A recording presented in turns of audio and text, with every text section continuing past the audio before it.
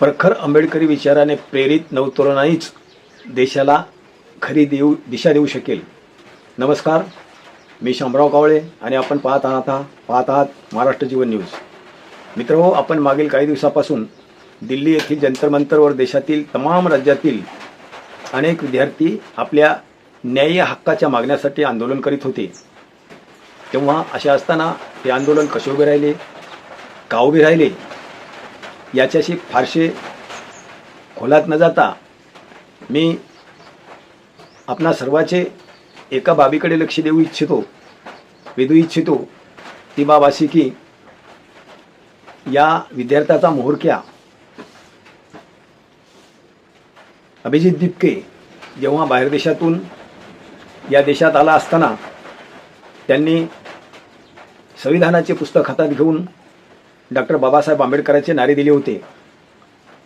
असे असताना महाराष्ट्राचे मुख्यमंत्री यांनी त्यास अशी टिप्पणी केली होती की संविधानाचे पुस्तक हातात घेऊन नारे देणे म्हणजे देशात अराजक माजविण्याचा प्रयत्न करणे असे होय।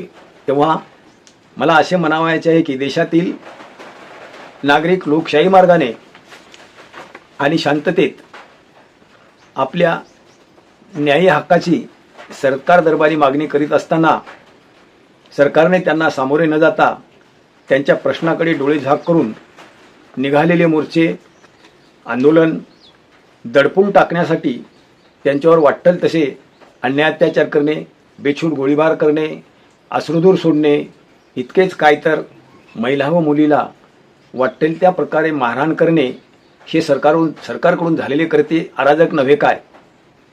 ज्या जनतेने तुम्हाला लोकशाही मार्गाने निवडून दिले, अशा असताना देशातील तमाम उपेक्षित वर्गाच्या सर्वांगीण विकासासाठी कटिबद्ध राहण्याची शपथ घेतली असताना, त्याबाबत योग्य अंमल करीन अशी शपथ घेतली असताना लोकशाहीच्या पाठीवर बसून ठोकशाही चालविली ते अराजक नव्हे काय? खरे तर देशात हिंदू मुस्लिम वेगवेगळे फंडे करून जनतेला सतेत वेठीस धरून ठेवणे हे अराजक नव्हे काय? का तसे नसेल तर संविधानाची प्रत हातात घेऊन डॉक्टर बाबासाहेब आंबेडकरांचे नारे देणे हे अराजक कसे काय होऊ शकते? खरे तर इथे आंबेडकर व त्याच्या विचारधारेबाबत अनेकांच्या मनात एक कमालीचा द्वेष आणि नफरत आहे, हे गृहमंत्री अमित शहा यांनी केलेल्या बालिश वक्तव्यावरून दिसून येते। अंबेडकर अंबेडकर अंबेडकर, इतनी बार अगर भगवान का नाम लेते थे तो तुम्हें स्वर्ग मिल जाता था।